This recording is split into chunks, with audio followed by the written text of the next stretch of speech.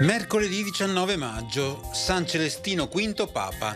È il 139esimo giorno dall'inizio dell'anno, ne mancano 226 al termine. Il sole sorge alle 5:36, tramonta alle 20:39. La luna sorge alle 12:01, tramonta alle 2:17.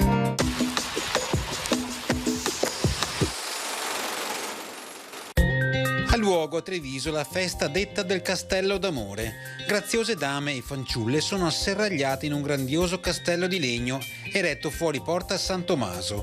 Giovani patrizi trevigiani, padovani e veneziani cercano di espugnarlo.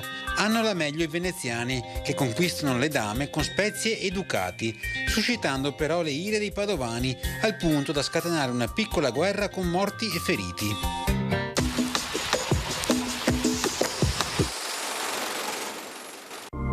Le previsioni per domani: tempo variabile con spazi di sereno alternati a degli addensamenti nuvolosi, precipitazioni generalmente assenti, a parte una probabilità bassa di locali modesti fenomeni sulle zone montane e pedemontane nel pomeriggio.